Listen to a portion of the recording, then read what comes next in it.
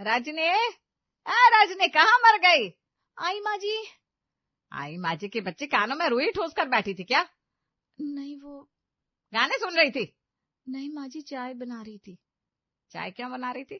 किसने बोला चाय बनाने को? सुबह सुबह का समय है तो नाश्ते के साथ तो चाय ही बनाई जाती है ना। अब तू मुझे सिखाएगी क्या बनाया जाता है सुबह सुबह? मुझे आज जूस पीना था। अरे मुझे क्या, सबको पीना था, है ना बेटा मोहन? हाँ रजनी, तुम्हें बनाने से पहले पूछना चाहिए। अपने आप को ज्यादा मालकिन समझने लगी हो जो अपनी मर्जी चलाओगी। लेकिन रोज तो चाय ही बनती है, आज तक कभी जूस नहीं बना। क्योंकि भाभी आपने कभी जूस बनाने की जहमत ही नहीं ली। सही बात, जैसे आज तक एक बच्चा नहीं पैदा कर पाई। 2 साल हो गए शादी को। अरे पर यहाँ खड़ी होकर बातें बनाने से अच्छा है जाकर जूस बना लो। जबान इतनी लंबी है, बस चले ही जा रही है, चले ही जा रही है। रजनी के ससुराल वाले उसे रोज इसी तरह मानसिक रूप से प्रताड़ित किया करते थे। उसकी सास उसे ताने देती ही थी, लेकिन सास के साथ साथ उसका पति मोहन और ननद प्रिया भी कम नहीं थे। और ये सब इसलिए क्योंकि वो दहेज में कार नहीं लाई थी और शादी के 2 साल बाद अभी तक उसका कोई बच्चा नहीं हुआ था। फिलहाल रजनी चुपचाप रसोई में जाकर जूस बनाती है और प्लेट में नाश्ता सजाकर ट्रे लेकर बाहर आती है। लीजिए माँ जी जूस। अब ये देखना पड़ेगा कि जूस मीठा है या बस रंग मिला दिया है। हाँ माँ, भाभी के हाथ का बना तो जहर भी फीका लगे। इतना भी बुरा नहीं है, लेकिन खार जितना स्वाद नहीं है इसमें। कार? अच्छा रजनी, तुम मायके से क्या क्या लाई थी, याद है तुझे? माँ, वो सड़ी गली अलमारी जो खोलते ही डर लगने लगता है। और वो मिक्सचर 2 बार में ही जल गया, जैसे हमारी किस्मत जल चुकी है। और बच्चा, वो तो अब तक आया ही नहीं। हमारी तो हंसी उड़ती है समाज में। आप लोग ऐसा क्यों कर रहे हैं मेरे साथ? मेरे घर वालों ने पहले ही कह दिया था कि हम कार नहीं दे सकते और बच्चा होना वो सिर्फ मेरे बस में नहीं है। तूने ये कैसी बात करती सबके सामने, है? शर्म नहीं आई तुझे? बहू के नाम पर कलंक है, कलंक। कम से कम दहेज की बात तो मत कीजिए। मैं कुछ नहीं लाई क्या? सारा फर्नीचर, साड़ियां, गहने। हाँ लेकिन कार कहाँ है जो सबसे ज्यादा मैं चाहता था? क्या करूं उस सड़ी हुई बाइक का जो तू लाई है? मोहल्ले में सबके पास कार है और हमने सबको बताया था कि कार आएगी, लेकिन तूने 2 कौड़ी की बाइक देकर हमें नीचा दिखा दिया। और अभी पिछले हफ्ते रामू भैया की शादी हुई, उनकी बीवी तो नई नकोर सेडान कार लाई है। स्टाइल देखो उसकी। अरे कहाँ हो भाभी, भगवान बचाए ऐसे कंजूस खानदान से। रजनी अपनी बात रखने की कोशिश करती है लेकिन कोई नहीं सुनता। सब उस पर चिल्लाते रहते हैं। वो डर के मारे 2 कदम पीछे हटती है और बेहोश होकर जमीन पर गिर पड़ती है। सब थोड़ी देर चुप हो जाते हैं, फिर सविता नाक चढ़ाकर बोलती है, अब नाटक शुरू। ये तो रोज की आदत बन गई इसकी। अरे कोई पानी लाओ, ड्रामा क्वीन कहीं की। रजनी के ससुराल वाले इतने निर्दयी थे कि उन्हें उसका बेहोश होना भी नाटक लगता था। रजनी की सेहत भी दिन पर दिन गिरती जा रही थी। इसी दौरान एक दिन मोहन की ममता बुआ घर आती है तो रजनी उनके लिए नाश्ता और चाय लेकर आती है। अरे वाह रजनी बहू, क्या चाय बनाई है, स्वाद तो बढ़िया है। आपके लिए शायद अच्छी चाय बना दी होगी, हमारे लिए तो ऐसी चाय बनाती है लगता है नाली की पानी से बनाई है। सच में? और नहीं तो क्या, इसके ढोंग पर ना जाना। आपको पता है कब से इससे एक कार के लिए कह रहे हैं, लेकिन इसके कान पर जूं तक नहीं रहेंगी। और बच्चा करना तो मुझे इसके बस की बात ही नहीं लग रही। ये तो सच कहा, कैसी लप्पू झन्नासी तो है। बच्चा पैदा करेगी तो भगवान को ही प्यारी हो जाएगी। सब हंसते हैं। रजनी अंदर ही अंदर खुद से कहती है, अब बहुत हुआ, अब बर्दाश्त नहीं होगा। ये लोग मुझे इंसान ही नहीं समझते। मैं बच्चा पैदा नहीं कर सकती। कभी अपने बेटे का टेस्ट करा के देखे तो असलियत पता चलेगी। रजनी कमरे में चली गई। वो तकिए में मुंह छिपाकर सुबकने लगी। उसका मोबाइल पास में ही था। वो कांपते हाथों से अपनी सहेली पूजा को कॉल लगाती है। पूजा। अरे रजनी, तू रो रही है, क्या हुआ? मैं बहुत नहीं सह सकती यार, ये लोग मुझे खा जाएंगे किसी दिन। साफ साफ बता क्या हुआ है। रजनी फूट फूट कर रोने लगती है और सारी बात बताती है। सास के ताने, मोहन का तिरस्कार, दहेज की बातें, बच्चा ना होने की तानेबाजी, सब कुछ। तुझे मैं पहले ही कहती थी कि ये लोग अच्छे नहीं है, तू सुनती कहाँ थी? देख, आज नहीं तो कल ये लोग तुझे जिंदा जला देंगे। ऐसे ही लोग होते हैं ये। नहीं नहीं पूजा, ऐसा मत बोल। लेकिन तू शायद सही कह रही है। मेरी एक बात मान, कल ही मायके चली जा। तू इंसान है, पैर की जूती नहीं है कि हर कोई रगड़ता रहे। रजनी की आंखों में उदासी के साथ गुस्सा भी आता है। वो गहरी सांस लेती है और कहती है, हाँ, अब और नहीं सह सकती, चली जाऊंगी मैं। चली जाओ। अगली सुबह ड्राइंग रूम में रजनी धीरे धीरे हिम्मत जुटाते हुए कहती है, माँ जी, मोहन जी, मैं कुछ दिनों के लिए मायके जा रही हूँ। हाँ तो मैं क्या करूं, मैं ऑफिस के लिए निकल रहा हूँ। अरे वाह, अब जाने से पहले पूछने की भी जरूरत नहीं रही। हाँ माँ, भाभी तो रानी लक्ष्मीबाई बन गई है, जब चाहे जाए जब चाहे लौटे। ठीक है, चली जा, लेकिन सुन ले रजनी, अब तभी लौट कर आना जब गाड़ी लेकर आए, वरना तेरे लिए इस घर में अब कोई जगह नहीं है। नमस्ते माँ जी। ठीक है, नमस्ते नमस्ते। रजनी भारी मन से अपने मायके पहुंचती है। दरवाजा खुलता है। उसकी माँ शांति, भाई रोहन और भाभी गौरी खुशी से रजनी को देखकर झूम पड़ते हैं। अरे मेरी बच्ची, तू तो अचानक आ गई, क्या सरप्राइज दिया है तूने? ओहो, रजनी आ गई, चलो अब घर में रौनक बढ़ेगी। हम आपको बहुत मिस कर रहे थे दीदी, जल्दी आइए, मैं आपके लिए आलू के पराठे बनाती हूँ। रजनी हल्की मुस्कान देती है। उसके अंदर का दर्द अभी भी छुपा हुआ है, लेकिन माहौल उसे थोड़ी राहत देता है। वो आज बहुत दिनों बाद हंस रही थी। रजनी, याद है जब मैं तुम्हें स्कूल में छोड़ने जाता था, तुम कितना रोती थी और आप रास्ते में गोलगप्पे खिलाकर मुझे चुप करवाते थे। आज भी वैसा ही प्यार है तुम लोगों के बीच, नजर ना लगे किसी की। रजनी मुस्कुराती है। वो सोचती है कितने दिन बाद उसने एक अच्छा दिन देखा है। फिर अगली सुबह रजनी बैठी होती है तो थोड़ा उदास हो जाती है। उसकी उदासी देखकर शांति कहती है, क्या हुआ रजनी बेटा, सुबह से ऐसे क्यों बैठी है? कल तो बड़ी खुश दिख रही थी तू। माँ, वो ससुराल में जो हो रहा था, मैं अब छिपा नहीं सकती। क्या हुआ तेरे ससुराल में, बता मुझे। फिर वो सब कुछ बता देती है, हर अपमान, हर ताना, हर घुटन।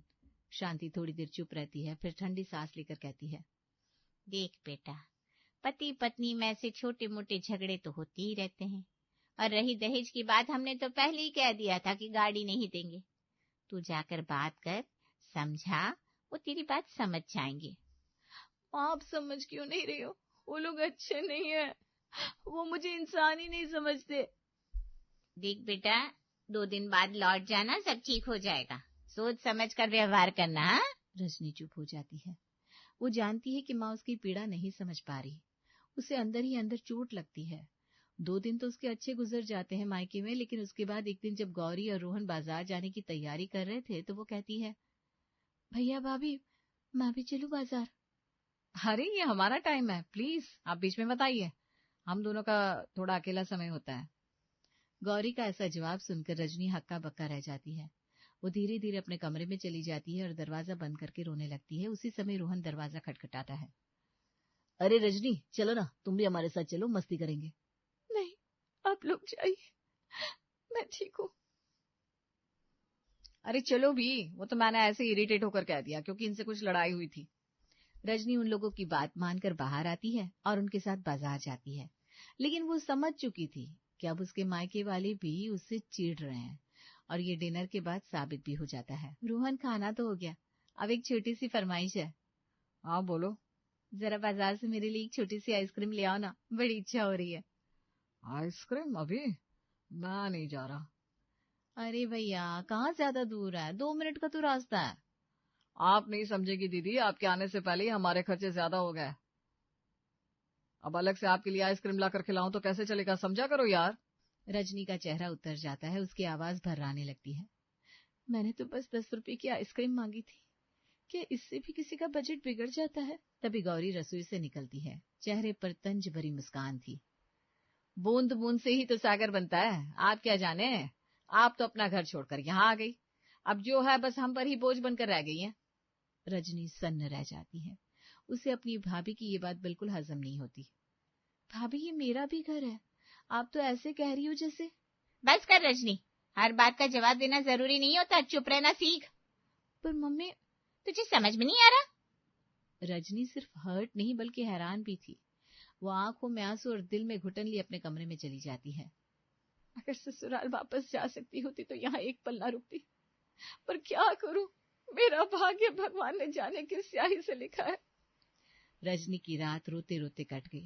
फिर अगले दिन शांति और गौरी आंगन में बैठी थी, तभी पड़ोसन माला घर में दाखिल होती है।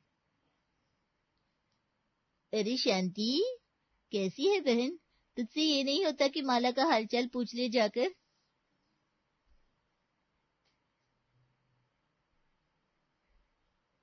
अरे माला, तू तो हमारी जान है। आ बैठ, तेरे बिना तो मोहल्ला सुना लगता है। अरे माला आंटी, आपके साथ चुगली सेशन के बिना मम्मी जी की शाम की चाय अधूरी रहती है। क्या बोली? शैतान कहीं की। सारी कुछ नहीं। थोड़ी देर हल्की फुल्की बातों के बाद माला रजनी की ओर इशारा करती है, जो दूर बरामदे में बैठी थी। अरे ये रजनी है क्या? बड़ी शांति से बैठी है, क्या हुआ इसे? अब क्या बताऊं, कुछ दिन के लिए मायके आई है।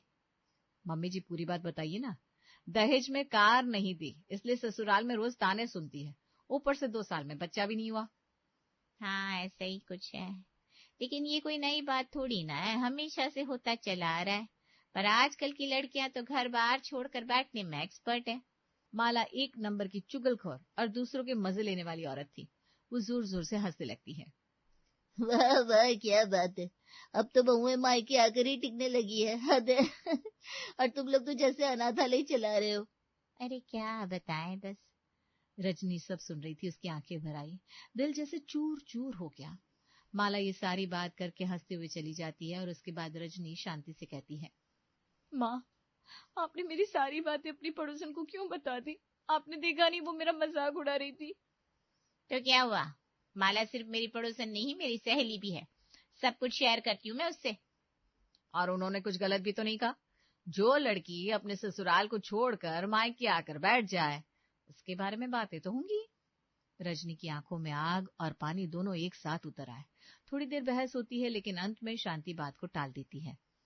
इन सारी बातों का कोई फायदा नहीं, बहस बंद करो अब। हाँ, और नहीं तो क्या। वैसे दीदी, अब आप जाकर खाना बना लीजिए। ठीक है, मैं सब्जी बना देती हूँ। रोटियां तो आपने बना ही ली होंगी ना? नहीं दीदी, मैं तो बाजार चली गई थी। रोटियां भी आप ही बना लीजिए। वैसे भी आपके पास और क्या काम है? रजनी एक पल को गम और गुस्से के बीच झुल जाती है, लेकिन कुछ कहती नहीं। चुपचाप रसोई की ओर बढ़ जाती है। रजनी मौका पाकर अपनी माँ से बात करती है। माँ, आपको सच में लगता है कि जो कुछ भी हो रहा है मेरे साथ, वो सब ठीक है? सब ठीक ही तो है, खाने को मिल रहा है, छत है, और क्या चाहिए? रिश्तों में थोड़ा बहुत तो चलता है। लेकिन माँ, मैं भी तो इस घर की हूँ, मेरी कोई अहमियत है या नहीं? इतने में गौरी की ठंडी पर चुभती आवाज आती है। ओहो, इस हिसाब से तो मैं भी अपने मायके में ही हूँ, है ना? चलिए फिर मैं भी चल देती हूँ, सबका हिसाब बराबर। गौरी, तुम बात को घुमा रही हो। और तुम तो इस घर में सिर्फ रहने आई हो, मालिक बनने नहीं। आवाज ऊंची होने लगती है, बहस तेज हो जाती है। तुम मुझे घर से अलग कर रही हो, मानो मैं कोई बोझ हूँ। ये मेरा भी मायका है, मेरी भी परवरिश यही हुई है। तो क्या हर बार जब तुम्हारे ससुराल में कुछ गलत होगा, तुम यहाँ का डेरा डाल दोगी? हमारे घर की जिम्मेदारी क्या हम छोड़ दें? बात बिगड़ने लगती है, तभी रोहन ऑफिस से लौटता है। ये क्या तमाशा लगा रखा है? रोहन तो सही समय पर आया है, देखना ये रजनी क्या क्या कह रही है। मैं तो बस सच कह रही थी। देखो रजनी, शादी के बाद एक लड़की का घर उसका ससुराल होता है, मायका नहीं। तो मतलब? हमने तुम्हें यहाँ रुकने दिया, यही बात है। अब हर बात पर यहाँ खड़े होकर बहस करोगी, हमारे घर में झगड़ा करोगी, कलेश फैलाओगी।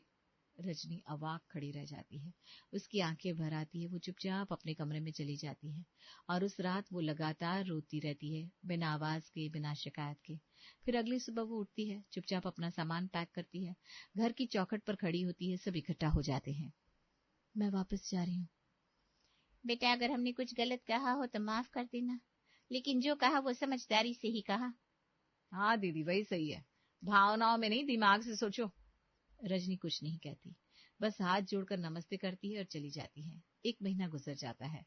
शांति रोहन से कहती है, रोहन, बहुत दिन हो गए, रजनी से कोई बात नहीं हुई, चलो ना मिलकर आते हैं। ठीक है माँ। शांति, रोहन और गौरी रजनी के ससुराल जाते हैं। अरे आप लोग कैसे आना हुआ? बस रजनी से मिलने आए थे, बहुत दिन हो गए। तो रजनी? वो तो यहाँ नहीं आई, हमें लगा वो आपके पास है। क्या? लेकिन वो तो 1 महीना पहले हमसे कहकर निकली थी वो ससुराल वापस जा रही है। हमें लगा वो वहीं होगी। अब क्या करें? बात बढ़ जाती है, झगड़ा शुरू हो जाता है। आपकी वजह से हमारी बेटी का हाल ऐसा हुआ है। हमारी वजह से। वो तो आपके पास थी, आप ही बताइए कहाँ है वो। गुस्से में बात इतनी बढ़ती है कि शांति, रोहन और गौरी पुलिस स्टेशन चले जाते हैं। साहब, मेरी बेटी को उसके ससुराल वालों ने दहेज के लिए परेशान किया, बच्चे के लिए ताने दिए, अब वो कहीं चली गई है। अच्छा, हम रिपोर्ट दर्ज करते हैं। पुलिस सविता और मोहन को थाने बुलाती है। हम तो खुद परेशान है साहब, वो हमारे पास नहीं आई, हम ही उसकी रिपोर्ट लिखवाने वाले थे। लेकिन आपके खिलाफ शिकायत दर्ज हुई है, दहेज उत्पीड़न और मानसिक प्रताड़ना की।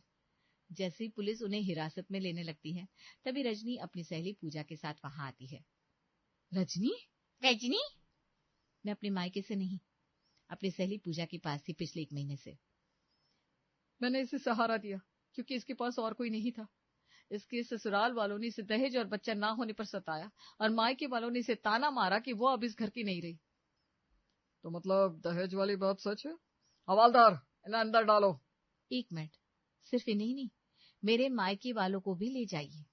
रजनी, क्या कह रही है तू? वही जो आपने सुना। आपने कभी मुझे समझा नहीं, सिर्फ टालते रहे। जब मैं टूटी हुई थी, आपने कहा 2 दिन बाद लौट जाना। जब मैं चीख रही थी, आपने कहा ये तो होता रहता है। अगर कल मेरे ससुराल वाले मुझे जला देते तो क्या होता माँ? मेरे ससुराल ने अगर दहेज के लिए सताया तो मेरा मायका भी उस जुर्म में बराबर का भागीदार है। उन्होंने मुझे सहारा नहीं दिया, बल्कि मेरा मजाक बनाया। बेटा, तुम जो कह रही हो वो भावनात्मक रूप से सही है, लेकिन कानून में इस आधार पर हम तुम्हारे मायके वालों पर कार्रवाई नहीं कर सकते। रजनी, हमें माफ कर दे, हमसे गलती हो गई। हम माँ और भाई तो थे, पर इंसानियत भूल गए थे। दीदी, मुझे माफ कर दीजिए।